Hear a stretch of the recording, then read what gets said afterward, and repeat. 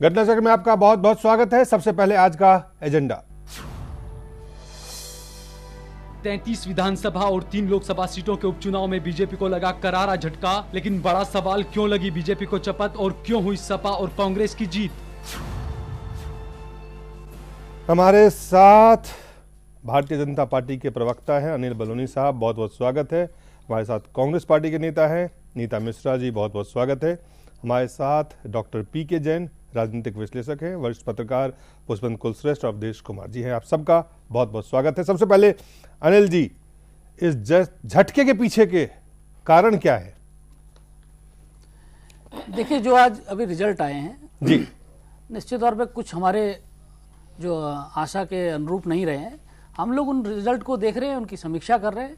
हम लोग जीतते हैं तब भी उसका विश्लेषण करते हैं, हारते हैं तब भी उसका विश्लेषण किया जाता है। निश्चित तौर पर जहाँ जहाँ कमियाँ रही हैं उनको ठीक किया जाएगा और उनको दुरुस्त कराया जाएगा और आने वाले चुनाव की तैयारियाँ कीजिए। कुछ तो कारण आपको दिख रहा होगा on the face of immediately, जो चीजें दिखती है साफ साफ।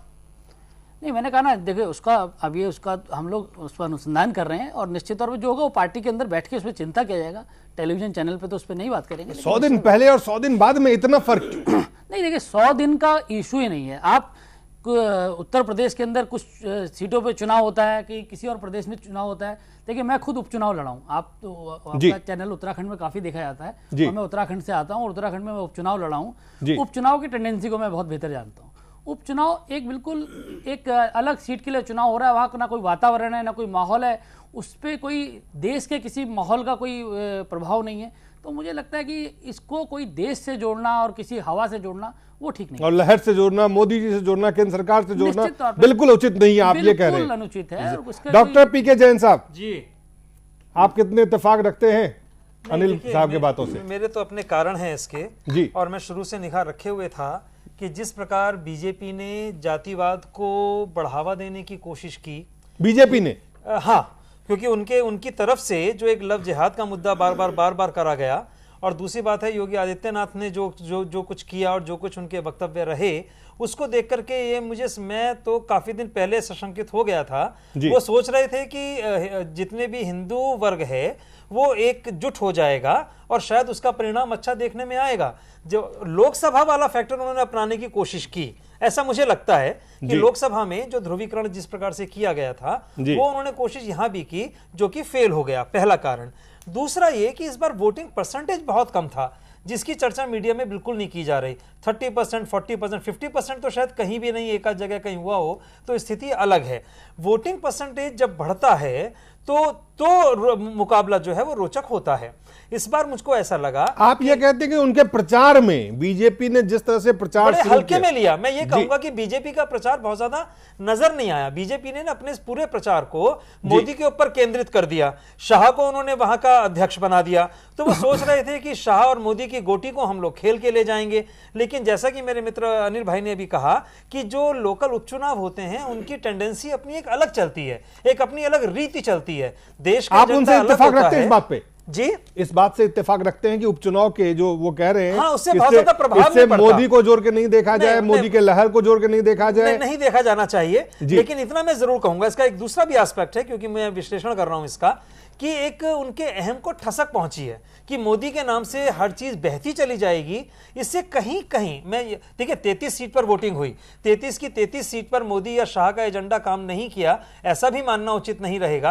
कहीं कहीं तो मोदी फैक्टर भी काम किया, क्योंकि अभी 100 दिन 125 दिन हुए हैं लोकसभा का चुनाव हुए हुए, तो नाम अभी वातावरण से गुल नहीं हुआ, गायब नहीं हुआ है, नाम वगैरह सब वही है। हाँ, लोकल इश्यूज अपने अलग होते हैं, लोकल फैक्टर अपने अलग काम करते हैं, वो एक अलग चीजें होती हैं। लेकिन पूरी तरीके से ये नकार देना कि मोदी का फैक्टर बिल्कुल भी नहीं था, ऐसा नहीं है। मुझे लगता है मोदी के अहम को, बीजेपी के अहम को ठसक भी इन उपचुनाव ने पहुंचाने की कोशिश की है। मैं ठसक कह रहा हूं, तोड़ा नहीं है। लेकिन अभी तो 2017 के अंदर चुनाव होने हैं, 2017-18 के अंदर जो भी रिजल्ट होंगे उसके वो देखा जाएगा। इस बीच में बहुत कुछ होना है और इसके बाद कुछ भी नहीं होना है, ये भी चीज हमें ध्यान रखनी है। और इन उपचुनावों का कहीं भी केंद्र की सत्ता में या राज्य के अंदर कोई भी प्रभाव नहीं पड़ना है। अवधेश जी, पूरे चुनाव परिणाम को कई लगातार मैं सुबह से देख रहा हूं, अलग अलग तमाम लोग, ज्यादातर लोग यही कह रहे हैं कि मोदी लहर का असर समाप्त हो गया और इस परिणाम को नरेंद्र मोदी, उनके काम, उनकी लहर और सिर्फ नरेंद्र मोदी तक केंद्रित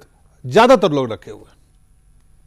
नहीं, ज्यादातर लोग रखे हुए हैं, लेकिन आप एक पुराने पत्रकार हैं, राजनीतिक विश्लेषक हैं, आप भी स्वीकार करेंगे कि ये इस परिणाम का, इस प्रकार का विश्लेषण जो है थोड़ा जल्दीबाजी भी है, एक पक्षीय भी है और इसका धरातल से बहुत ज्यादा संबंध नहीं है। देखिए, ये मानने में तो कोई हर्ज नहीं है कि जो उपचुनाव है वो भारतीय जनता पार्टी के लिए पूरी तरह निराशाजनक है, क्योंकि इस चुनाव परिणाम से अगर किसी पार्टी को सबसे ज्यादा संबल मिला है तो वो है समाजवादी पार्टी और उसके नेता पिता पुत्र अखिलेश यादव एवं मुलायम सिंह यादव। देखिए, लोकसभा चुनाव में जिस दुर्दशा का शिकार हुई थी, जिस हताशा से गुजर रही थी और भविष्य की जो चिंता की लकीरें दोनों नेताओं के चेहरे में थी, वो उससे थोड़ा सा उबरने में इससे सहायता मिलेगी और कार्यकर्ताओं की उम्मीद लौट सकती है। और भारतीय जनता पार्टी के उत्तर प्रदेश में जो विरोधी है खासकर, और उनको ये लग सकता है कि शायद समाजवादी पार्टी में अभी वो कुव्वत मौजूद है कि भारतीय जनता पार्टी से संघर्ष करके उसको पराजित कर सकती है। तो वो ये एक ऐसा मनोवैज्ञानिक प्रभाव इसका होना है जिससे निपटने में भारतीय जनता पार्टी को भविष्य में कठिनाई होगी। ये तो पहली बात है। लेकिन आप इसको दूसरे आगे आप आके देखिए, नहीं, जो जोर के देख रहे हैं, क्या उससे आप इत्तेफाक नहीं रख रहे हैं? नरेंद्र मोदी के लहर का असर कम हुआ है, जो अमित शाह और उनका जो नेतृत्व है उस पर सवाल अब इस चुनाव से, उपचुनाव के परिणाम से उठाए जाएंगे, इन चीजों को आप मान रहे हैं, आप इसको नकार रहे हैं? नहीं, इसका हाँ और ना में उत्तर मैं नहीं दे सकता हूं। मैंने पहले ही कहा कि इसको ये सीधा प्रश्न उत्तर देने लायक नहीं है। जो मैं कह रहा हूं, मेरा जो आप लगातार जो विश्लेषण हो रहा है इस उपचुनाव का, उसमें एक जो कोर जो केंद्र है वो है नरेंद्र मोदी और अमित शाह। पहला प्रश्न तो ये है आपके कि इस उपचुनाव का विश्लेषण कैसे किया जाए जी। मैं उसमें नहीं जाता हूं कौन क्या कहा है, उसकी मैंने शुरुआत की है। क्या यह मान लिया जाए कि भाजपा को ऐतिहासिक सीटें देने वाला उत्तर प्रदेश अब उससे विमुख हो रहा है? अगर ये मान लिया जाए कि हुआ है, क्या सपा की पुनर्वापसी हो रही है? क्या राजस्थान और गुजरात में भी भाजपा के ग्राफ गिरने की शुरुआत हो गई है? क्या प्रधानमंत्री नरेंद्र मोदी का जादू कमजोर हो रहा है? एक प्रश्न नहीं है इसमें, इसके साथ कई प्रश्न इससे गुंथित है, तभी उसका उत्तर निकलेगा। लेकिन मैं दूसरी बात कह रहा हूं कि देखिए, इसको सपा के लिए तो उम्मीद का एक किरण जगी है, हमको कहीं उसमें डाउट नहीं है। लेकिन कांग्रेस के लिए देखिए, उत्तर प्रदेश और पश्चिम बंगाल अभी भी बियाबान बना हुआ है, इसको सेंट्रल लेवल चलिए कांग्रेस के लिए तो वो है, लेकिन विश्लेषण तभी होगा जी। लेकिन राजस्थान और गुजरात में कांग्रेस के लिए थोड़ी सी जो है इसमें जी, एक उत्तराखंड में भी कांग्रेस को, कर्नाटक में भी, पंजाब में भी एक सीट जीती, संतोषजनक। तो ये आप ये इसलिए कह रहा हूं कि इस उपचुनाव का एक पक्षीय विश्लेषण नहीं हो सकता है। पश्चिम बंगाल में कांग्रेस खत्म हो रही है, ठीक है, भाजपा आपने बिल्कुल, आपने जो ये बात कही कि इस उपचुनाव का एक पक्षीय विश्लेषण नहीं हो सकता। नीता जी, कांग्रेस पार्टी के नेता, नीता जी जी, चलिए, आपके लिए संजीवनी का काम कर रहा है उपचुनाव कम से कम। अब देखिए, ये तो हमें पूरा विश्वास है कि कांग्रेस को वापस आना ही आना है, तो इसलिए आज का जो परिणाम है, लेकिन इसमें कुछ किया नहीं कांग्रेस ने इन दिनों में, क्यों आना है ये नहीं बता रहे हैं। नहीं, क्यों नहीं किया है? देखिए, कई बार तो ऐसा होता है कि उत्तर प्रदेश जी, कई बार तो ऐसा होता है, जैसा इस चुनाव में ऐसा निकल के आया है कि जिस तरह के सपने दिखाए गए थे अच्छे दिन आएंगे, वो जनता और मोदी के नाम पर ही ये इलेक्शन लड़ा गया था। हर जगह पहले देख लीजिए, उत्तराखंड में हुआ, वहां भी मोदी के ही नाम पर। तो अब मोदी के नाम पर जहां जहां इलेक्शन हो रहे हैं, जहां नरेंद्र मोदी प्रचार करने नहीं जाते हैं, जहां नरेंद्र मोदी जी वो प्रचार करने जाए, ट्वीट किया, कहीं संदेश दिया, किस तरह का संदेश दिया, जाए वो इलेक्शन, वो स्वयं जाए प्रचार करने या ना जाए, लेकिन जो उनकी पार्टी से मैसेज पहुंच रहा है हर जगह, वो मोदी जी के ही नाम का पहुंच रहा है। तो मोदी जी के नाम को आप ये कह रहे हैं कि ये जो उपचुनाव में हार है, ये नरेंद्र मोदी जी की लहर, मुख्य रूप से लहर जो है लोकसभा में हार पड़ गई है, राहुल गांधी की हार नहीं और ये बात जितनी जल्दी बीजेपी एक्सेप्ट कर ले उतना बेहतर है। चलिए पुष्पेंद्र, कांग्रेस के प्रवक्ता नेता कह रही है कि आप ये देखें, ये मुख्य रूप से अगर इस उपचुनाव में भाजपा की हार है तो वो नरेंद्र मोदी जी की हार है, उनके लहर की हार है। आप चरखारी जैसी सीट जो स्वयं उमा भारती जी की सीट थी, उसको किस तरह से जस्टिफाई करेंगे? पुष्पेंद्र, देखिए, मुझे लगता है कि कांग्रेस पार्टी की स्थिति यह है कि कांग्रेस पार्टी को अगर ये भी मौका मिल जाए सपने में कि नरेंद्र मोदी जो लोकसभा में जिता के लाए हैं, अगर उसमें भी कोई उनको काम मिल जाए तो कहेंगे कि नहीं साहब, ये नरेंद्र मोदी नहीं जीती है, ये तो अडवाणी की नाराजगी की वजह से 282 सीटें आई हैं। बात यह है कि नरेंद्र मोदी पे हमला करने के लिए स्वतंत्र है कांग्रेस पार्टी, लेकिन इस बाई इलेक्शन के चुनाव में जहां उत्तर प्रदेश के अंदर हो, गुजरात के अंदर हो, राजस्थान में हो, किसी ने भी ना तो मोदी के नाम पे वोट मांगा, ना ही मोदी के बारे में क्लेम किया कि हमने जो 100 दिन में अच्छा काम किया इसलिए वोट दे दीजिए। जो राजस्थान में हुआ है वो वसुंधरा राजे की जो वहां एरोगेंस है उस वजह से रिजल्ट आया है। आप देखें कि उत्तर प्रदेश के अंदर जो भी कुछ रिजल्ट आए हैं उसका सीधा सीधा जिस पे इनको हमला करना चाहिए, लेकिन कांग्रेस पार्टी की दिक्कत यह है कि वो नरेंद्र मोदी से नीचे कोई हमला ही नहीं करते हैं ये लोग। वो योगी आदित्यनाथ को, मैंने अभी ये कहा था पुष्पेंद्र जी कि मुख्य रूप से तो मोदी जी की लहर हल्की हो गई, लेकिन मैं इस पे भी आती हूँ अभी योगी आदित्यनाथ की बात करने में आती हूँ। मैं बात कर लूं कि योगी आदित्यनाथ को जो कमान सौंपी गई है उन योगी आदित्यनाथ का जो माजी है वो इतना अच्छा नहीं है कि एक आम हिंदू जो संघ का नहीं है, जो बीजेपी का नहीं है, जो आरएसएस का नहीं है, जो विश्व हिंदू परिषद का नहीं है, वो कनेक्ट नहीं कर पा रहा है। और जो भी कुछ वो भाषा बोलते रहे हैं उस भाषा में वो शालीनता नहीं थी। अगर यहां उत्तर प्रदेश में आप देखें कि उनके पास अगर वरुण गांधी को जिस तरह से साइडलाइन उन्होंने किया, केंद्रीय अपने जो पार्टी थी उसमें किया, यहां भी उनको कमान नहीं सौंपी, तो एक तरफ तो राजनाथ सिंह अपनी प्रेस कॉन्फ्रेंस से कहते हैं कि लव जिहाद क्या है उसकी परिभाषा मुझे बताइए।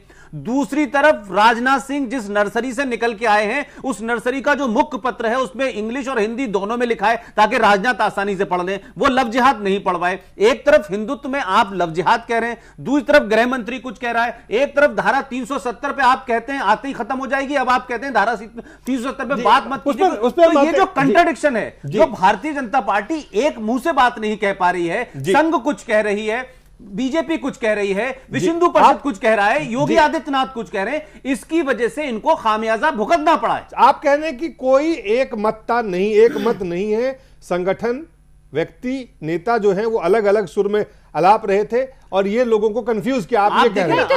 आप देखिए ये कौन सी नई बात है, ये तो नीति रही है भाजपा की। एक चीज कहना चाहूं, एक बड़ा चेहरा, बड़ा नाम उत्तर प्रदेश में मुरली मनोहर जोशी जब मार्गदर्शन मंडल में आए थे तो उनका एक टेलीविजन के कैमरामैन के साथ से जो बिहेवियर था वो उनकी पूरी उस गुस्से को प्रकट करता है। आप देखें कि अटल बिहारी वाजपेयी का नाम पिछले काफी समय से, सालों से पोस्टर पर छप रहा है, उसका भी नाम आपने हटा दिया। राजनाथ सिंह को जिस तरीके से पब्लिकली आकर के टेलीविजन पे कहने लगा कि मेरे परिवार का कोई आदमी अगर ऐसा काम करता है मैं ठोकर मार दूंगा। देश ये जानना चाहता है कि राजनाथ सिंह किससे कह रहे थे ये बात, कौन उन पे आरोप लगा रहा था, किसने, ना कांग्रेस ने लगाया ना। तो ये जो भीतरघात भी हुआ है कि बहुत सारे लोग शांत हो गए, खामोश, उन्होंने कोई विरोध में काम नहीं किया लेकिन वो शांत हो गए, जिसका ये नतीजा है। जी, उपचुनाव में जो परिणाम आए हैं इस परिणाम के कई और मायने हैं, लेकिन हमें एक छोटा सा ब्रेक लेना पड़ेगा। ब्रेक के बाद 2-3 अहम सवाल है कि क्या वाकई जो बात लगातार ये कही जा रही है कि मोदी फेल हो गए, इस पे चर्चा करेंगे इस छोटे से ब्रेक के बाद।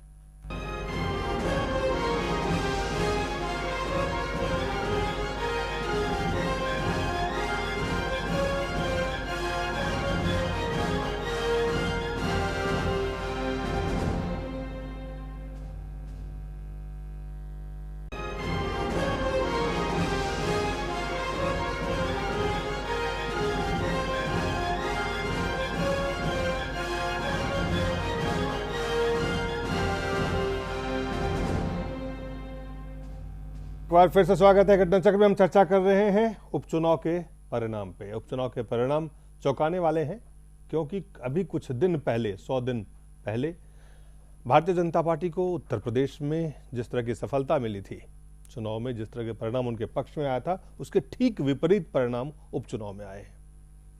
कई और इस उपचुनाव के परिणाम के मायने हैं, लेकिन जो अहम सवाल है जिस पे लगातार चर्चा और बहस हो रही, जिसको अवधेश जी ने कहा कि वो बहुत अहम नहीं है, लेकिन फिर भी चूंकि सवाल यही अहम, नीता जी कह रही हैं कि वो मुख्य कारण है। क्या नरेंद्र मोदी इस परीक्षा में फेल हो गए? क्या नरेंद्र मोदी के लिए पहली परीक्षा थी, उसमें फेल हो गए? बलूनी साहब, आपसे जानना चाहेंगे। अनिल साहब। नहीं, देखिए, मैं बार बार कह चुका हूं कि जो उपचुनाव है उसको इस तरीके से लेना कि कोई मोदी जी के लिए कोई रेफरेंडम है, केंद्र सरकार के लिए कोई रेफरेंडम है। आपके विरोधी पार्टी, कांग्रेस पार्टी के प्रवक्ता नेता कह रहे हैं। नहीं, देखिए, इनको तो ठीक है, इनको तो यही कहना है, लेकिन इन्होंने जब कांग्रेस पार्टी 44 सीटें लाई तब इन्होंने नहीं माना कि राहुल गांधी के ऊपर कोई रेफरेंडम था। जब ये आजादी के बाद पहली बार विपक्ष के नेता के लिए मोहताज हो गए, तब इन्होंने नहीं कहा। देखिए, राहुल जी ने कभी भी अब की बार राहुल सरकार, आप नीता जी सुन लीजिए, कहने की वो उनकी हिम्मत ही नहीं इतना कहने की। तो देखिए मेरे को कहने दीजिए, तभी यही तो बात है। जब वो 44 आजादी के बाद पहली बार 44 सीट पे निपट गई कांग्रेस, आजादी के बाद पहली बार ये मोहताज हो गई विपक्ष के नेता के लिए। आजादी के बाद पहली बार आप बहुमत में आए हैं, बिल्कुल। देखिए, और हम पहली बार आए, हम भी मानते हैं कि पहली बार हम 282 सीटें लेकर, और हमारा जो गठबंधन है वो 300 से ऊपर सीटें लेके आया है। और आप देखिए, अगर आप रेफरेंडम मानते हैं तो अभी महाराष्ट्र का चुनाव होना है, महाराष्ट्र में देखिएगा नेता विपक्ष के लिए फिर आप हाथ फैलाएंगे, अभी हरियाणा में फिर नेता विपक्ष के लिए हाथ फैलाएंगे। आप लोग अगर रेफरेंडम मानते तो उसको मानिएगा, ये उसको मानिएगा। ये पर आप ये कह रहे हैं कि ये परीक्षा नहीं है, बिल्कुल नहीं जी। उपचुनाव डॉक्टर पीके जैन, ये क्या मोदी के लिए परीक्षा है और इसको क्या मोदी के से अलग करके आकलन किया जा सकता है? नहीं, देखिए, मुझे तो नजर ही नहीं आया कि मोदी इस परीक्षा में बैठे कब थे। ये एक बड़े लोकल से इशू थे और उसके अंदर मोदी तो बिल्कुल परीक्षा में बैठे ही नहीं, जिन्होंने पेपर ही नहीं दिया उनका फेल होने का प्रश्न ही नहीं उठता। ये बात मैंने पहले भी आपसे कही थी कि कहीं भी प्रचार में, चुनाव के प्रचार में या पूरे प्रदेश में, वाराणसी वो जरूर गए एक बार, बाकी वो कहीं और नजर आए ही नहीं। उन्होंने बड़े, या तो उनके, और वाराणसी में भी अपना सीट, एक विधानसभा सीट हार गए वहां पर भी, जहां पर भी वो गए थे। और उसका एक परिणाम और बड़ा रोचक सी मैं बात आपको बताने जा रहा हूं, आप सब लोग जानते हैं जितने लोग यहाँ बैठे हैं। एक बड़ा अजीब सा अंडर करंट यूपी में चल रहा था कि वाराणसी में पिछले दिनों जब बहुत ज्यादा गर्मी वहां पर पड़ रही थी तो ना लाइट था, पानी की समस्याएं थी वगैरह वगैरह, तो लोगों ने वहां पर यह कहना शुरू किया था कि क्योंकि हमने बीजेपी को वोट दिया है इसलिए सपा हमारे क्षेत्रों में यह हालत कर रही है। एक अंडर करंट संभवतः कहीं रहा हो, जबकि बहुत बड़ी बात यह है नहीं, क्योंकि मेरे जहन में यह बात थी तो मैं कहना जरूर चाह रहा हूं। तो हो सकता है लोगों के मन में यह बात जरूर हो कि कहीं ऐसा ना हो कि अभी तो 2.5-3 साल हमें भी और इस राज्य में रहना है, उनके सपा के शासनकाल के अंदर रहना है, कहीं स्थितियां ये ना हो जाएं कि आगे आने वाला जो समय है वो हमारे लिए दूभर हो। तो जनता के दिमाग में क्या चल रहा होता है, हम यहां बैठे तो नेशनल इंटरनेशनल इश्यूज पर चर्चा करते हैं, लेकिन जो जनता होती है वो अपने लोकल इश्यूज को देखती है। जनता ये सोच करके वोट देती है कि अगर मैं इसको वोट दूंगा तो क्या परिणाम होंगे और फलाने को दूंगा तो क्या होंगे। आप दोनों चीज नकार रहे हैं। आप कह रहे हैं ना तो कोई परीक्षा में मोदी बैठे थे इसलिए सफल होने का कोई चांस ही नहीं था। देखिए, इसको मोदी से मत जोड़िए, मैं मोदी से जोड़ना उचित है, अनुचित है, आप कहते हैं अनुचित है। और अगर परसेंटेज में भी जाएंगे, 33 की परसेंटेज भी अगर आप निकाल लीजिए, चलिए मैं इस बात पे आता हूं, तो टोटल परसेंटेज भी अगर आप देखेंगे तो वो 2.5 में भी नहीं पहुंचेगी। वो मतलब सैकड़े, मतलब क्या, मतलब कोई रेशियो ही नहीं है। ये कोई चर्चा बिल्कुल एक बेमानी सी चर्चा है। उसके अंदर आप मोदी के सामने प्रश्न चिन्ह लगा दें या कोई भी नेशनल लीडर के सामने, मैं तो कहता हूं अगर कांग्रेस भी सरकार में होती, सत्ता में होती, तो उसके सामने भी प्रश्न चिन्ह नहीं लगाना चाहिए था। ये बड़ा अजीब सा इशू, ये बहुत ही अजीब है, बहुत ही अनुचित है और इसका कोई औचित्य नहीं, आप ये कह रहे हैं। डॉक्टर शकील अंसारी साहब हैं, राजनीतिक विश्लेषक के तौर पे आज उनको हमने आमंत्रित किया है। शकील साहब, आप कैसे देखते हैं? देखिए, भाई की बात सुन रहे थे हम जी। सवाल पैदा ये होता है कि जब जीत के लिए हम खुशियां मनाते हैं तो हार की भी एक जिम्मेदारी होती है जी। ऐसा नहीं कहें अगर जीत जाते तो आज कहते कि मोदी जी के 100 दिन के कारनामों की वजह से हम जीते हैं जी। तो अगर हारे हैं तो ये इनके पार्टी का मामला है कि कैसे हारे। लेकिन एक बात तो है कि पार्लियामेंट चुनाव के बाद से उत्तराखंड में हार गए, बिहार में हार गए, मध्य प्रदेश में और राजस्थान में हार गए, तो ये बाई इलेक्शन कर्नाटक में हार गए, पंजाब में हार गए, पंजाब सब जगह ये हार गए। तो बाई इलेक्शन में जो मध्य प्रदेश में भी हार नहीं हुई, सीट मध्य प्रदेश जी नहीं, उनकी सीट थी, बीजेपी की सीट थी जी। तो सवाल पैदा होता है कि बीजेपी का जो आंकड़ा था वो नीचे आ रहा है, इसलिए अपोजिशन का मोरल तो बुलंद होगा, इसमें कोई दो राय है नहीं। नरेंद्र मोदी की परीक्षा और हर स्टेट में इनकी हार हो रही है, ये घट रहे हैं, तो जनता तो वही है ना, स्टेट वाइज है। कोई एक स्टेट में आप कह देते कि एक स्टेट में हार गए इसलिए नहीं, इसलिए हम कह सकते हैं कि नरेंद्र मोदी जी की परीक्षा हो या ना हो, बीजेपी तो परीक्षा में फेल है ही है निश्चित। आप नरेंद्र मोदी हो ना हो, बीजेपी फेल है, ये बात शकील साहब कह रहे हैं। जो नीता जी, आप कुछ कह रही हैं? जी जी दिलीप जी, मैं ये कह रही हूँ, शुरू में आपने ये बात करी थी 100 दिन की, तो डेफिनेटली जो ये मैंने कहा कि ये तमाम सवाल उठ रहे हैं लगातार, सवेरे से आज जब उपचुनाव के परिणाम आए हैं, इस परिणाम को स्थानीय मुद्दों से कम जोड़ के देखा जा रहा है। तमाम राजनीतिक विश्लेषक, तमाम मीडिया में जो तमाम चर्चाएं हैं उस पे नरेंद्र मोदी और नरेंद्र मोदी के परीक्षा में फेल या पास उसी पे चर्चाएं हैं। इसलिए मैंने ये सवाल इसकी शुरुआत। तो मैं उसी कॉन्टेक्स्ट में कहना चाहती हूँ कि आमतौर से जो स्टेट इलेक्शंस होते हैं ये जनरल इलेक्शन से हटके होते हैं, लेकिन अब की बार आपने देखा कि जनरल इलेक्शंस भी जो हुए वो इस तरह से बहुमत में बीजेपी आई, तो ये पिछले कुछ 20-25 वर्षों से हट के इस बार के परिणाम थे। तो इसका मतलब कि लोग जो है, जो जनता है इस देश की, भले वो अलग अलग राज्यों में बटी हुई हो, लेकिन कोई ना कुछ वो देख रही थी भाजपा की सरकार की तरफ, भाजपा की तरफ, कि शायद ये कुछ ऐसे विकास के कार्य करेंगे जिससे कि इनके जो नए युवा हैं उनके कुछ सपने पूरे होंगे। तो जो वही युवा जिन्होंने जनरल इलेक्शंस में जब वोट दिया तो वो उन सपनों की तरफ बहुत आतुरता से उनके पूरे होने का इंतजार आप ये क्विक रिजल्ट देख रहे थे नरेंद्र मोदी जी से, उनके सरकार से जी, लेकिन जब उन्होंने शुरू के 100 दिन देखे, 100 दिन क्या बल्कि अब तो 100 दिन देखे, तो उन्होंने देखा एक एक चीज पर, चाहे वो इकोनॉमिक पॉलिसीज हो, फॉरेन पॉलिसीज हो, डोमेस्टिक कोई भी पॉलिसीज हो, उस पर किस तरह से मोदी जी ने सब ये आप कह रहे हैं कि तमाम उपचुनाव। फिर मैं आपसे एक सवाल पूछना चाहता हूं, उसके बाद अवधेश जी के पास। मैनपुरी में सपा की सीट थी, मैनपुरी में सपा जीत के आई, वडोदरा बीजेपी की सीट थी, बीजेपी जीत के आई, तो वहां पे लोकसभा में फिर जो सीट भेज, वहां पे लोगों को ये गुस्सा इजहार करना चाहिए था, नहीं ये उदासी, फिर लोग वहां पे डिसअपॉइंट होते। जी जी जी, देखिए वडोदरा तो स्वयं मोदी जी की सीट थी, इसलिए उसको जीता मोदी जी ने, ये उनके लिए बहुत जरूरी था। तो उसको जीतने के लिए जो भी कोई कसर ना रह जाए उन्होंने पूरी कोशिश करी। आप कह रहे हैं कि कुल मिला के 100 दिन लेकिन वही वडोदरा में नीताजी से एक छोटा सा सवाल है, वही वडोदरा में 3 सीटें कांग्रेस को आई और राजस्थान में 3/4 सीटें कांग्रेस को आई, तो इसको किस तरह से जस्टिफाई करेगी? एक छोटा सा सवाल आपसे है नीताजी, उत्तर प्रदेश में आप एक भी सीट नहीं जीते 11 में से, जो आपका सबसे बड़ा इस देश का जी बिल्कुल बिल्कुल बिल्कुल। वेस्ट बंगाल में भारतीय जनता पार्टी कहीं नहीं थी, वेस्ट बंगाल के अंदर 2 में से 1 सीट बीजेपी ने जीती है, वो किसके खाते में जाएगी?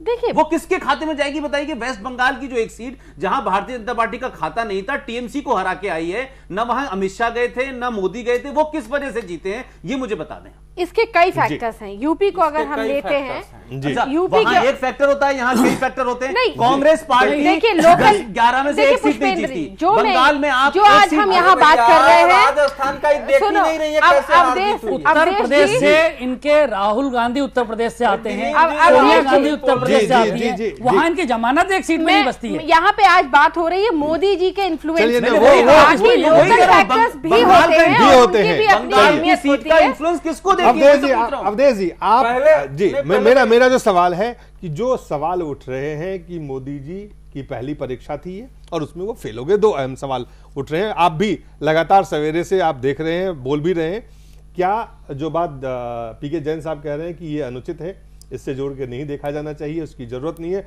शकील साहब कह रहे हैं कि जब जीत का सेहरा आपके ऊपर तो हार आप कैसे इनकार कर सकते हैं? बिल्कुल, मैं शकील भाई की बात से यहाँ सहमत हूँ। देखिए ऐसा है जी, पहले लेकिन मैं नेताजी का जरा कलेजा ठंडा कर दूं जी कि राजस्थान में एक सीट केवल 326 वोट से जीते हैं जी, समझ गए ना, और एक सीट मात्र जो है 3271 वोट से जीते हैं।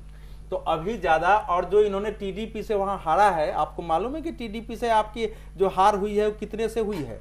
जरा वो देख लीजिए, 75,000 से ये हारी है।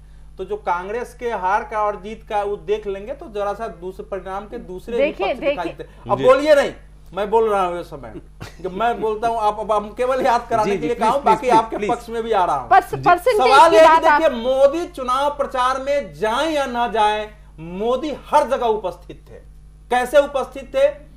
भारतीय जनता पार्टी लगातार हर चुनाव में, भले वहां हिंदुत्व का मुद्दा उत्तर प्रदेश में उछाल रही थी, लेकिन मोदी की सरकार का और 100 दिन के काम का भी बखान कर रही थी। पहली बात यह है। दूसरी बात कि समाजवादी पार्टी ने भी अगर कोई चुनाव का मुद्दा बनाया था तो यही कहा था कि ये मोदी ने 100 दिन में जनता के वायदों को पूरा नहीं किया है। उसने ये कहा था कि ये गुजरात बनाने चले हैं, ये देश को सांप्रदायिकता की आग में झोंके हैं, और यह मुद्दा राजस्थान से लेकर चारों ओर था। इसलिए मोदी प्रत्यक्ष रूप में उपस्थित नहीं हो, इस चुनाव में उनकी उपस्थिति थी। दिलीप जी, मैं कई बार आपके टेलीविजन चैनल से, अपने लेखों में और बाहर भी बोल चुका हूं कि हमेशा इस बात को सोचिए कि जो पार्टी 1999 के बाद से लगातार जिसका वोट घटता गया, लगातार जिसको जनता नकारती गई, जो 25% से होते हुए जिसका वोट 18% आ गया, वो पार्टी क्या अचानक पुनर्गठित हो गई। मोदी एक ऐसा नाम था, इस समय भारतीय जनता पार्टी का मतलब हो गया मोदी। मोदी माइनस भारतीय जनता पार्टी बहुत कुछ नहीं, मैं ये ना कह रहा हूं कुछ नहीं, बहुत कुछ नहीं है, बहुत खतरनाक स्थिति है। पार्टी इस समय पूरे देश में संगठन विहीन है, कार्यकर्ता विहीन हो चुकी है। पार्टी को पुनर्गठित करने की कोशिश पिछले 15 सालों में नहीं हुई है। मोदी के नाम पर एक पार्टी के दूसरे और आर्य संघ परिवार के दूसरे अनुसांगिक घटक जरूर इकट्ठा हुए थे, जिसके कारण इनका मत बढ़ा। लेकिन उत्तर प्रदेश में जो पार्टी पूर्ण बहुमत से 47 सीटों तक आ गई, जो 43% वोट से घटते हुए 17% तक आ गई थी, वो ये मत मान लीजिए कि ये लोकसभा चुनाव का परिणाम अस्थायी था। इसलिए भारतीय जनता पार्टी के लिए यह सोचने का विषय है नेताओं का कि जो लोग हवा में उड़ रहे हैं जरा धरातल पर आए। अगर मोदी नहीं होते तो लोकसभा चुनाव में आप मानते हैं कि बीजेपी 100 से ज्यादा क्रॉस करती? नहीं करती। तो इसलिए ये जो है परिणाम, यही सच है। ये आप कह रहे हैं कि मोदी से इसको अलग करके नहीं देखा जा सकता परिणाम नहीं, मैं मोदी से संपूर्ण रूप से जोड़ के भी नहीं दे सकता हूं, लेकिन मोदी से अलग करके भी नहीं दे सकता हूं। मैं केवल यह बताने की कोशिश कर रहा हूं कि लोकसभा चुनाव बगैर संगठन के भी एक ऐसे लहर का परिणाम था कि भारत देश, देखिए इसको दूसरे रूप में समझिए, भारत देश लंबे समय से अपनी सांस्कृतिक पहचान के लिए कई बार उठ खड़ा होने की कोशिश करता है। 1988-87 के बाद भी एक बार उठ खड़ा होने की कोशिश किया, लेकिन उसमें सांप्रदायिकता की छौंक आ गई, फिर देश स्थिर हो गया। फिर दोबारा उसने उठने की कोशिश की है मोदी के नेतृत्व में। लेकिन वो जो नेता है और संगठन है वो इस स्थिति को नहीं समझ पा रहे हैं कि ये जो लोग उठ खड़े हो रहे हैं एक अपनी सांस्कृतिक और राष्ट्रीय पहचान के लिए, उनको कैसे आवाज दी जाए, उनको कैसे संगठित किया जाए, उनको कैसे पार्टी से जोड़ा जाए। नहीं, इसलिए कह रहा हूं कि ये गंभीर विषय है, ये चुनाव को उस रूप में देखना पड़ेगा। ये अनिल बलूनी साहब वो कह रहे हैं कि आप प्रत्यक्ष रूप से भले ही प्रधानमंत्री नरेंद्र मोदी नहीं गए हों, लेकिन नरेंद्र मोदी जी ही असल मुद्दा थे इस चुनाव में। चाहे विपक्ष ने उनको मुद्दा बनाया हो, चाहे आपने उनके उपलब्धियों की गिनती गिनाई हो, चाहे आपने 100 दिन की सरकार के बारे में कहा हो, चाहे आपने उस लहर के बारे में बात की हो, वो अप्रत्यक्ष रूप से वहां पे लोगों के बीच में थे। देखिए, एक तो जो विषय है कि संगठन के बारे में जो विषय है जी, एक तो मैं ये कहना चाहता हूं कि मोदी जी और भारतीय जनता पार्टी पूरक हैं, दोनों एक ही हैं, है ना। और जहां तक अभी चुनाव में मोदी जी के रहने का, मैंने आपको कई बार कह चुका हूं कि ये विधानसभा का चुनाव आप इस तरीके से इसको देखिए मत, केंद्र के हिसाब से इसको देखिए। लेकिन अवधेश जी कह रहे हैं, तमाम लोग कह रहे हैं कि आप उनको अलग करके देख नहीं सकते। नहीं, लेकिन इकट्ठा करके रेफरेंडम नहीं है मोदी पर। मैं जो बात कहूं उसको गंभीरता से लीजिए। I am not calling it A referendum on Modi government, लेकिन हम उसको इससे अलग नहीं कर सकते हैं। मैं ये भी बोला, स्वाभाविक रूप से ये उसमें है। मैंने अनिल बलनी, मैं आप भूल रहे हैं, मैंने ये भी कहा कि उपचुनाव के परिणाम कई बार राष्ट्र की राजनीति के मुख्य धारा को भ्रमित भी करते हैं। लेकिन इसका विश्लेषण जब करना होगा तो जो 3-4 पक्ष मैंने बताए हैं, अगर आप उसको स्वीकार नहीं करेंगे तो हरियाणा में भी आपकी यही दशा होगी। जब मैंने अपनी बात शुरू की, मैंने कहा कि जो रिजल्ट आए हैं, जो परिणाम है, हम उस पर विश्लेषण कर रहे हैं, अनुसंधान कर रहे हैं, उन पे देखेंगे। जो जो कमियां हमारी रही है उसको ठीक किया जाएगा निश्चित तौर पे, और ये खुले दिमाग से करना भी चाहिए। लेकिन उत्तर प्रदेश के चुनाव के बारे में कुछ और चीजें जो मेरी जानकारी में अभी आई हैं, एक तो मैं जरूर रोहनिया वाली विधानसभा का विषय जरूर चर्चा में लाना चाहता हूं कि जो वहां से अनुप्रिया पटेल हमारी सांसद हैं, उन्होंने कहा कि जब मशीनें खुली तो पहली मशीन की सील टूटी हुई है, दूसरी की टूटी है, तीसरी की, जब 6-7 मशीनें इस प्रकार से निकली। मैं कहना चाहता हूं कि जिस तरह आप कह रहे हैं कि वहां पे चुनाव में धांधली, मैं अपने, मेरे को पूरी बात कहने दीजिए पहले। देखिए, वहां पर एक तो समाजवादी पार्टी ने जिस तरह से व्यवस्था की है, समाजवादी पार्टी को पता था कि ये चुनाव है, ये उनके मनोबल के लिए बहुत जरूरी है। उन्होंने बहुत समय, बिल्कुल अस्तित्व के लिए बहुत जरूरी है। और जिस तरह से उन्होंने पूरे चुनाव की व्यवस्था की, आजम खान साहब का लोकसभा चुनाव में आपने बयान देखा होगा, उन्होंने जिस तरह से धमकी के अंदाज में पूरे ब्यूरोक्रेसी को बताया कि देखिए सावधान रहिए, चुनाव आयोग चला जाएगा, उसके बाद हम ही आपके सरकार चलाएंगे, हम ही शासक हैं। तो उन्होंने जिस तरह से किया, पूरे चुनाव में किस तरह से एसडीएम लगाने, किस तरह से दरोगा लगाने, इसकी पूरी व्यवस्था की गई है।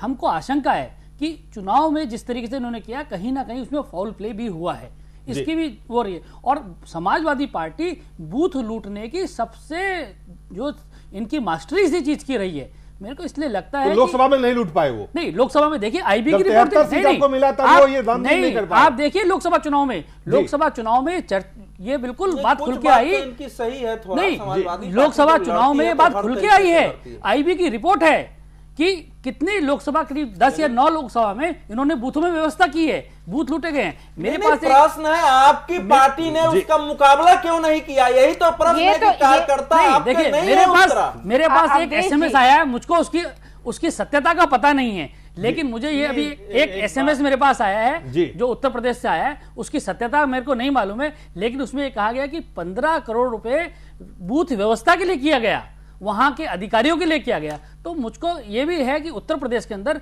कुछ ना कुछ चुनाव में फाउल प्ले भी हुआ है। आप ये कहते हैं ये कुछ परिणाम जो है वो फाउल प्ले के भी परिणाम है। शकील साहब आप कुछ कहना चाह रहे थे? अब ये कहना चाह रहे थे कि अभी फॉरेन पार्लियामेंट का चुनाव उसी एडमिनिस्ट्रेशन ने कराया, उसी राज्य सरकार ने चलाया है, वहां आप जीत गए तो आपने कई नाम बताए, उनकी वजह से जीते, उनकी वजह से जीते।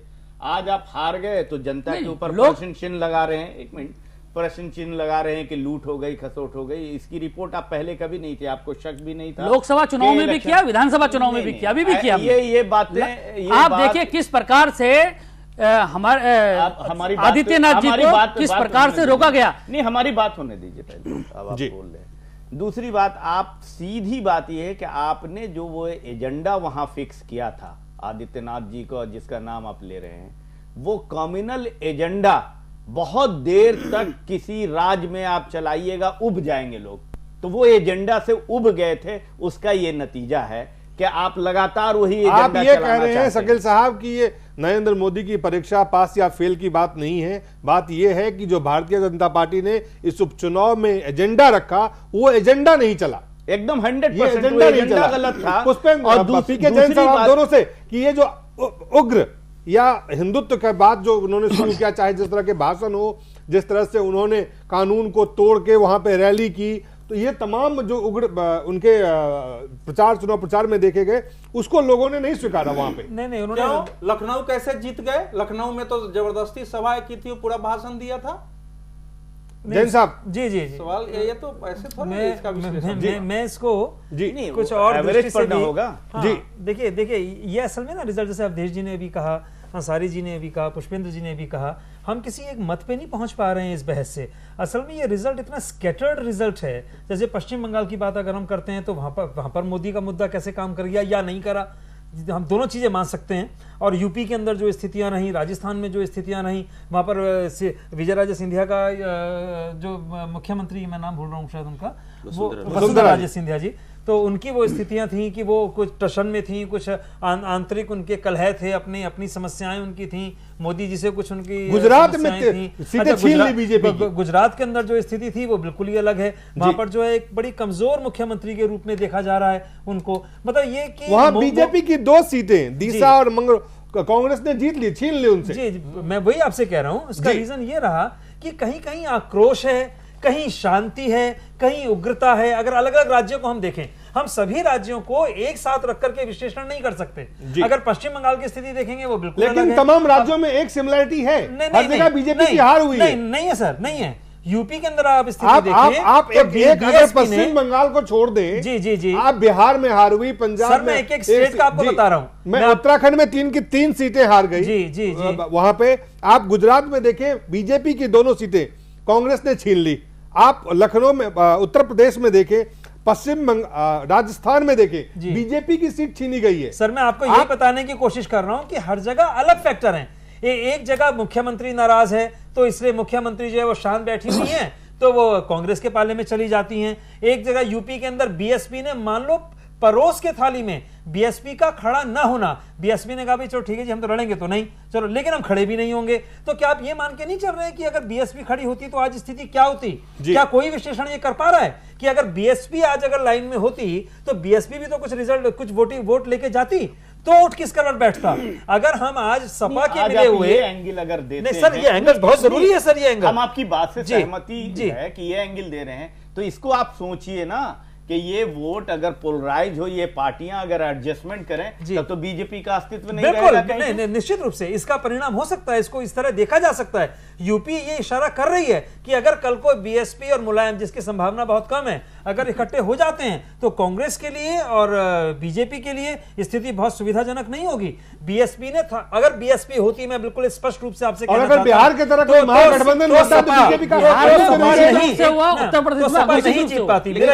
जैन साहब जो आप कह रहे हैं, इसका मतलब यह माना जाए कि अगर महागठबंधन बिहार के स्तर जिस तरह से हुआ, रिजल्ट प्रभावित उस तरह का अगर उत्तर प्रदेश में या पूरे देश भर में उस तरह का गठबंधन हो, तो भाजपा के अस्तित्व पे खतरा होगा। बिल्कुल खतरा हो सकता है, लेकिन कई राज्यों में नहीं। देखिए, फिर मैं वही बात आपसे कह रहा हूं, ये स्थिति राजस्थान में लागू नहीं होती, लेकिन ये स्थिति मध्य प्रदेश में लागू नहीं होती। यहां तो आमने सामने जहां पर एग्जिस्ट कर रही हैं, जहां पर दो पार्टीज एग्जिस्ट करती हैं। अब जैसे हम लोग चले जाएं जयललिता के पास, अगर मान लीजिए डीएमके और अन्ना डीएमके दोनों एक साथ हो जाएं, तो स्थितियां कांग्रेस के लिए और बीजेपी के लिए बहुत सुविधाजनक नहीं होंगी। लेकिन इस चुनाव में एक दूसरा पक्ष जिसपे लोग लगातार इस पे चुनाव के परिणाम पहले भी और चुनाव के परिणाम के बाद भी, कि जिस तरह से योगी आदित्यनाथ को उत्तर प्रदेश में भारतीय जनता पार्टी ने चुनाव प्रचार अभियान उनके हाथ में दिया, वहां पे सिर्फ और सिर्फ एक उग्र हिंदुत्व का चेहरा आगे किया, जहां विकास की कोई बात नहीं हो रही थी, उसको लोगों ने स्वीकार नहीं किया। पुष्पेंद्र, नहीं दिलीप, अगर हम एक तरफ ये बात मान भी लें कि योगी आदित्यनाथ जो भारतीय जनता पार्टी का चेहरा थे, और योगी आदित्यनाथ के बारे में फिर कह रहा हूं कि योगी आदित्यनाथ हो सकता है कि लव जिहाद की बात उन्होंने कही, आज केरला में मानो या कहीं दूसरे राज्यों में मानो, लेकिन कह कौन रहा है? सबसे बड़ी सवाल यह है कि योगी आदित्यनाथ की एक छवि बहुत अच्छे इंसान की नहीं है, उनका माजी काफी दागदार है। मेरा सवाल यह है कि अगर हम एक तरफ योगी आदित्यनाथ को, इन इश्तियालंगेज नारों को, इन भड़काऊ भाषणों को जिम्मेदार मानते हैं, तो दिलीप, उत्तर प्रदेश में हिंदुस्तान के किसी अखबार ने, किसी टेलीविजन ने एक दिन जाया नहीं किया है। 600 दंगों की बात लोकसभा में हुई है। ये दंगे मुलायम सिंह की जेर क़यादत में हुए हैं, ये उन जगह हुए हैं जिसमें मुलायम सिंह की पार्टी के लोग शामिल हैं, लॉ एंड ऑर्डर हुआ है, रेप का केस हुए। इन 600 दंगों के बाद मुझे यह समझ में नहीं आया कि योगी आदित्यनाथ का तो भाषण था, लेकिन जहां दंगे हो रहे थे, 600 दंगे हो रहे थे, उसमें अखिलेश यादव में क्या चीज ऐसी लोगों को नजर आ गई कि साहब योगी आदित्यनाथ तो भड़काऊ भाषण दे रहे हैं और हम उस आदमी को दे दें जो 600 दंगे करा रहा है। चलिए, ये जो सवाल है, ये सवाल का जवाब अवधेश जी से लेते हैं। अवधेश जी ने कहा था, मुझे याद है जब हम बहस कर रहे थे, चर्चा कर रहे थे, तो उन्होंने कहा था योगी आदित्यनाथ का जो उनका जो असर है उत्तर प्रदेश में, वो पॉजिटिव असर होगा। अवधेश जी, पॉजिटिव नहीं, चुनाव परिणाम पे इसके सकारात्मक। मैंने ये कहा था कि भारतीय जनता पार्टी के कार्यकर्ता की दृष्टि से उनका भाषण सर्वथा उचित है, क्योंकि अगर इस प्रकार से नहीं बोलेंगे तो उनका जो बिल्कुल वो कारगर साबित नहीं हुआ। नहीं, उसको मैं ऐसे नहीं देखता हूं। क्या देखिए, चुनाव परिणाम से दोनों पक्षों को आप देखिए, जो पुष्पेंद्र जी उठा रहे थे, आज सुबह मैंने यही उठाया कि क्या यह मान लिया जाए कि उत्तर प्रदेश की जनता ने मुलायम सिंह और अखिलेश यादव की सरकार को बिल्कुल मान लिया है कि आदर्श सरकार है, लालू प्रसाद यादव की सरकार, जिसमें हमारे मित्र शकील भाई भी मंत्री रहे हैं, वो एकदम जंगल राज गवर्नमेंट में नहीं रहा हूं, जंगल राज की सरकार थी और वो लगातार चुनाव जीतती जा रही थी। तो इस चुनाव परिणाम को आप इस रूप में अगर देखने लगेंगे, मैं जैसे ये कह रहे हैं, मैं आदित्यनाथ को दागदार के रूप में नहीं मानता हूं, क्योंकि मैं निजी तौर पर भी जानता हूं लव जिहाद का मसला जो है आदित्यनाथ ने नहीं उठाया है, पहली बार ये बाहर से उठा है, पूरी तरह चर्चा चली है और भाजपा ने इसे हाथ भी खींचा, बल्कि लेकिन नहीं कहा है। ये नहीं, सुनिए, ये घटनाएं हो रही हैं, लव जिहाद हो या नहीं, इस पे नहीं सवाल ये है कि ये चीजें चली नहीं, बता रहा हूं ना आप, मैं शुरू से इसका विश्लेषण कर रहा हूं, या तो आप पूरी तरह मेरी बातों को नहीं सुनने की, इसके विश्लेषण को के कई पहलू हैं, उसमें एक पहलू ये है और आश्चर्यजनक है कि क्या 2014 के लोकसभा चुनाव में मेरा एक सुनिए मेरा सवाल उत्तर देने सिर्फ एक चीज है, बात का भी जवाब दे दीजिएगा। मोदी का पुष्पेंद्र जी, मोदी का हिंदुत्व चलता है, योगी का हिंदुत्व नहीं चलता। एकदम आप क्या है ना, एकदम ऐसा खींच लेते हैं जैसे शकील अंसारी का मतलब जो है ये केवल मुसलमान ही है और कुछ इंसान है ही नहीं, इनका हिंदुओं से कोई संबंध ही नहीं होगा, दोस्तों को कभी खाना ही नहीं खिलाएंगे, गले ही नहीं ले, ऐसे दुनिया नहीं होती है। अपने जवाब में एक लाइन और दे दीजिएगा। आपने सवाल का जवाब नहीं दिया। दे रहा हूं सवाल का जवाब, अवधेश भाई से इंक्लूड कर रहा हूं। क्या उत्तर प्रदेश के अंदर मुसलमानों का शांति और खामोशी के साथ पोलराइजेशन हुआ है? ऐसा है कि इसको कई रूप में देखिए चुनाव परिणाम को। हमारे पास समय कम है, समय कम है, लेकिन आपने सवाल ऐसा छेड़ दिया तो समय बढ़ा दीजिए, उत्तराखंड के लोग भी देख लेंगे। एक मिनट प्लीज। देखिए, इस चुनाव परिणाम को आदित्यनाथ के प्रति भी जनमत संग्रह के रूप में हम नहीं देख सकते हैं। इस चुनाव परिणाम को हम उग्र हिंदुत्व के उग्र हिंदुत्व जैसा कुछ नहीं है, उग्र हिंदुत्व नहीं था।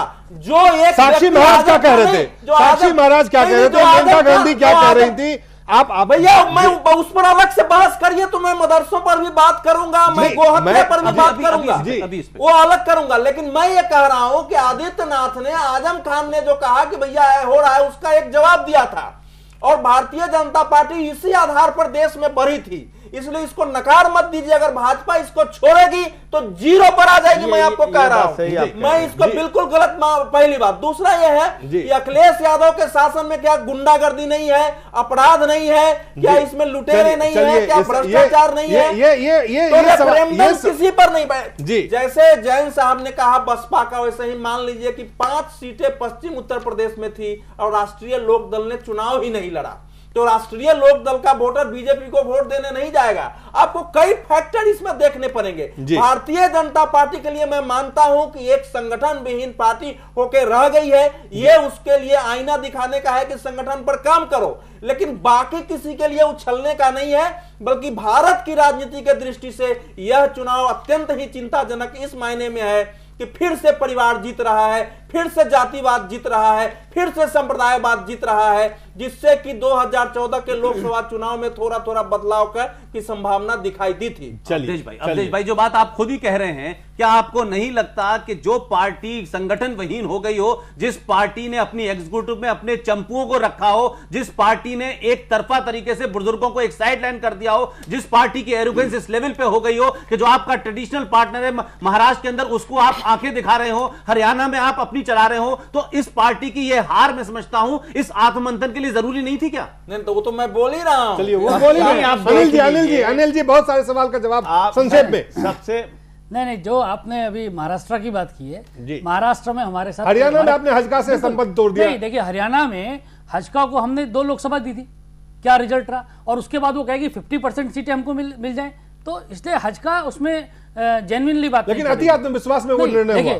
हरियाणा में हम लोग 5,40,000 उसको वोट आया था, हिसार से 5,60,000 जाट। और जहां तक महाराष्ट्र की बात, महाराष्ट्र में आप बराबरी की बात कर रहे हैं, जबकि आप छोटे पार्टनर हैं भाई। आप सिर्फ मोदी की जीत की वजह से आप उसको आगे दिखा रहे हैं, जो आपके सबसे बुरे वक्त में खड़ा रहा। महाराष्ट्र में हमारे याद रखिए, तो मैं कहता हूं ना, आज के रिजल्ट के बाद ये जमीन पे आ जाएंगे। देखिए सातवें आसमान की जो एरोगेंसी नीचे आएगा। महाराष्ट्र में देखिए हम बहुत पुराने पार्टनर हैं। अब महाराष्ट्र में हम बहुत पुराने पार्टनर हैं, हमारा हर बार चुनाव के समय से चलता रहता है। निश्चित तौर पर कोई बहुत गंभीर बात नहीं है। देखिएगा आप, चुनाव से पहले हम लोग अपने आपस में सेटल कर लेंगे और पूरे 2/3 बहुमत के साथ वहां जीत के आएंगे। अनिल भाई वो आप कर लेंगे, लेकिन आज के रिजल्ट के बाद आप धरती पे आ गए।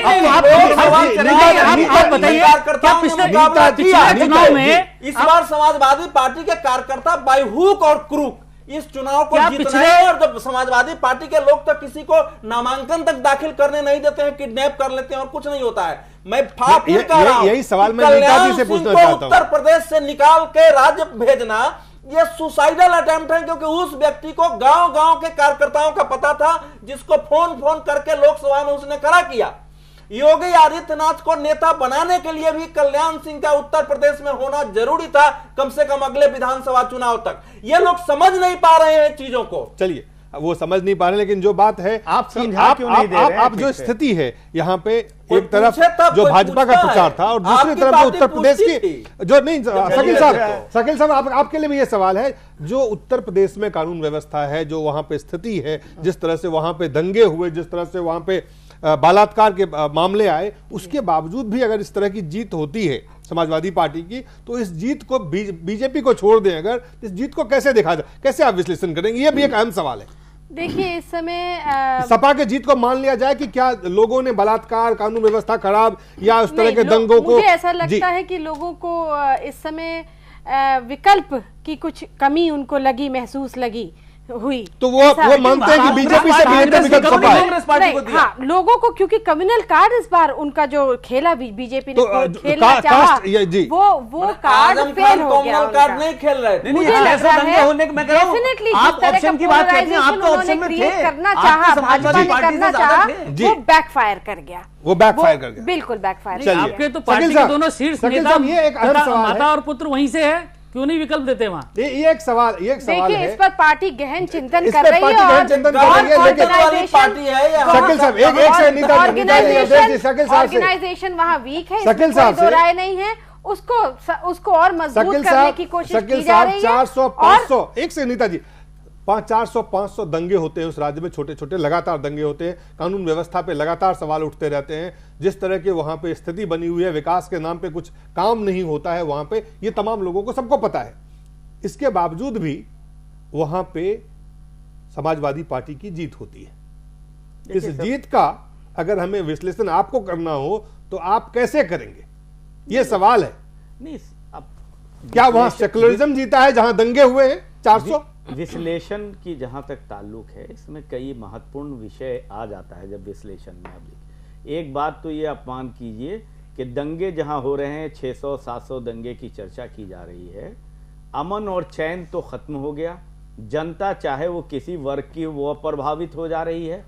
और दंगे अगर फैलाने में कोई एक नहीं, दोनों पार्टी का भी अगर रोल है, तो दोनों पार्टियों में अगर दंगे से इफेक्टिव जो लोग होते हैं उसको देखने की बात हो जाती है, तो दंगा वहां नहीं चाहते हैं। और दंगा के लिए उन्होंने कोई बीजेपी को एक महारत हासिल है, इसलिए दंगे के लिए लोग सोचते हैं इनको जिम्मेदार, और इन्होंने जितनी लीडरशिप उस चुनाव के लिए दिया वो है। बाकी स्टेट के फेलियर है और उनके पास ऑल्टरनेटिव नहीं था। कांग्रेस उस लिहाज से ऑर्गेनाइजेशनल लेवल पर खड़ी नहीं थी वहां पर कि उसका वो मुकाबला करती। और मायावती ने जो एक चुनाव नहीं लड़ने का फैसला किया, वो एक बहुत महत्वपूर्ण विषय है। और तीसरी बात यह है कि लोकसभा के चुनाव में जिस तरह से आरएसएस खुल के सामने थी, आज शायद नगन थी।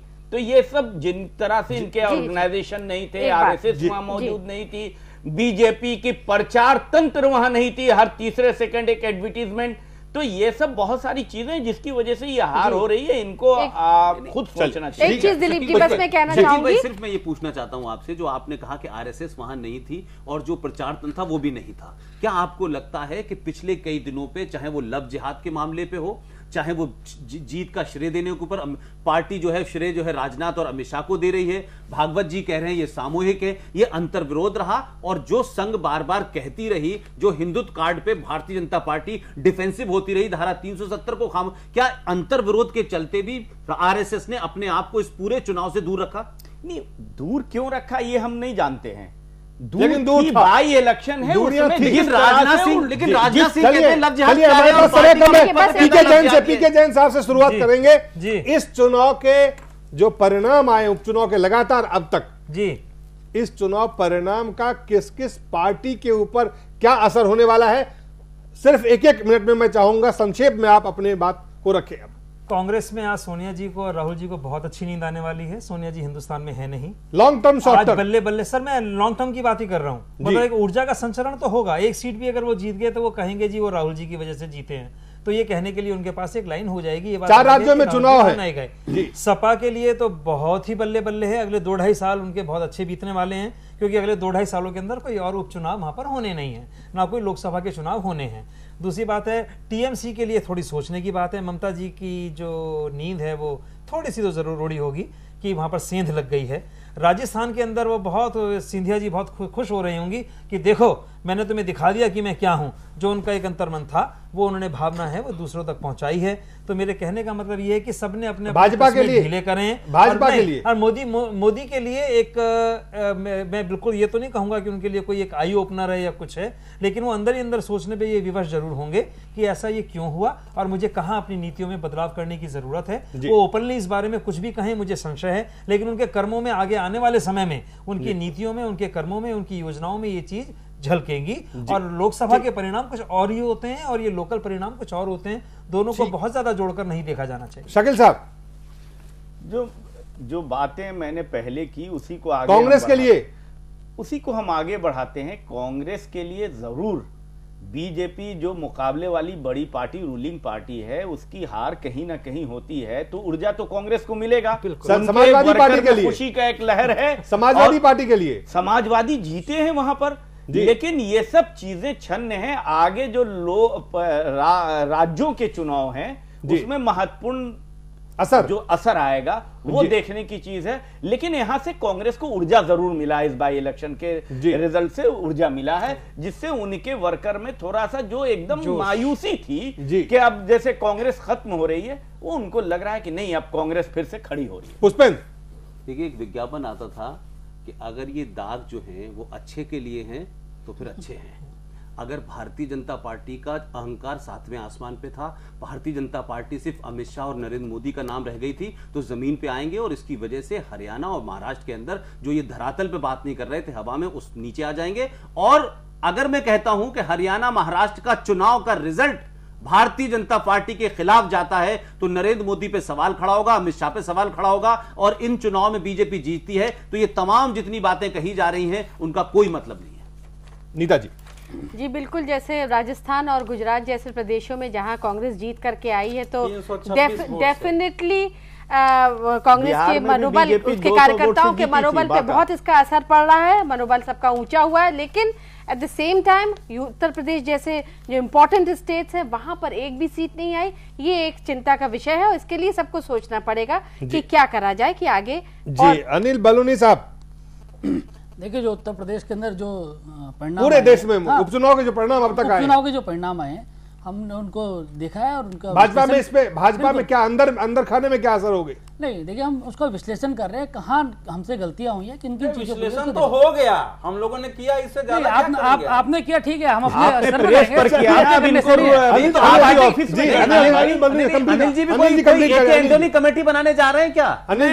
हम कोई कमेटी नहीं बनाएंगे, लेकिन हम अपने अंदर इसका विश्लेषण करेंगे, जहां जहां कमियां उनको ठीक करेंगे। आने वाले 4 राज्यों में चुनाव है, उनकी तैयारी करेंगे पूरे मनोबल के साथ, और उसको चारों राज्यों पे हम अपनी सरकार बनाएंगे। अवधेश जी, भारत की राजनीतिक पार्टियां कभी भी पराजय से सीख लेकर के और सुधार कर रही हो, हमने 30 साल में नहीं देखा है। कांग्रेस को भी देखा, बीजेपी को भी देखा। पार्टियां अपने ढर्रे पर ही चलती है, ढर्रे पर ही चलेगी। अमित शाह उस समय मैन ऑफ द मैच थे, आज कुछ नहीं बोला जाएगा। मैं इस बात को कतई स्वीकारने के लिए तैयार नहीं हूं कि भारतीय जनता पार्टी या कांग्रेस या समाजवादी पार्टी अपने चाल चरित्र और बाकी चिंतन में कोई चेंज करने जा रही है। इससे मेरा केवल इतना ही कहना है कि ये जो चुनाव परिणाम आए हैं, इस चुनाव परिणाम को, इस रूप में खासकर उत्तर प्रदेश के चुनाव परिणाम को मैं देश के लिए चिंताजनक मानता हूं। इसलिए नहीं कि समाजवादी पार्टी जीत गई है, इसलिए कि इसमें परिवार, जाति और संप्रदाय का बहुत बड़ा बोलबाला रहा है। भारतीय जनता पार्टी की जो दशा होनी है वो होती ही रहेगी। गुजरात में उन्होंने कहा ही आनंदीबेन पटेल को, क्योंकि मोदी की नीति जो रही है ना, वो बिल्कुल ऐसी रही है कि यस मैन को जगह जगह हम बैठाएंगे, वैसे ही लोगों को पार्टी में लाए हैं। लेकिन देश बस एक चीज दिलीप जी, बस तो कोई परिवर्तन मुझे नहीं दिखाई देगा इसके बाद। बस एक चीज मैं आज ये कहना चाहूंगी कि आज गुजरात मोदी जी गए थे अहमदाबाद और उन्होंने आज के चुनाव परिणाम पर एक भी टिप्पणी नहीं करी। लेकिन नंबर 1 पार्टी है इस समय, सुन लीजिए, अगर टोटल सीटों की गणना करेंगे तो बीजेपी नंबर 1 है, ओवर कॉन्फिडेंस है, अपना जो ओवर कॉन्फिडेंस है उसको थोड़ा सा कम कर ले और धरातल पर आ जाए। आप उत्तर प्रदेश में अगर नहीं है तो देश में नहीं है, बिहार में नहीं है, देश में नहीं है, ये मान लीजिए आप। बिहार में है, कहाँ है बिहार में? आपको लगता है लालू और नीतीश के बदौलत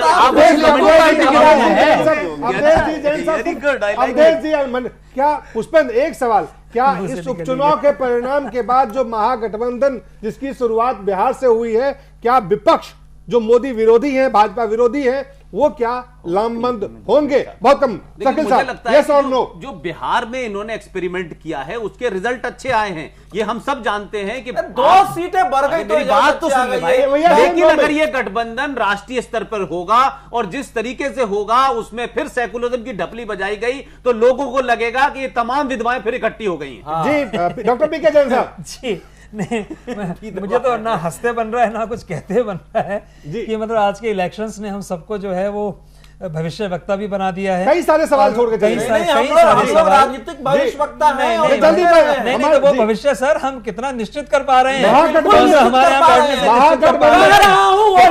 नहीं कर रहे हैं, कुछ नहीं हो रहा है सर। शकील साहब, खुश हो रहे हैं शकील साहब, अपना शकील साहब। लड्डू खुद खा के हम खुश हो नहीं, रहे हैं। नहीं, मैं अपना लड्डू खुद खा रहे हैं। शकील साहब देखिए बिहार का गठबंधन, ये इलेक्शन जो है जी एक नतीजा तो छोड़ के गया ही है।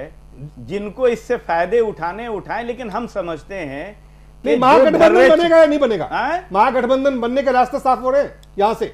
फिर आप देख नहीं रहे हैं कि महागठबंधन डायरेक्ट या इनडायरेक्ट यूपी में बना, बिहार में डायरेक्ट बना, यहाँ इनडायरेक्ट बना।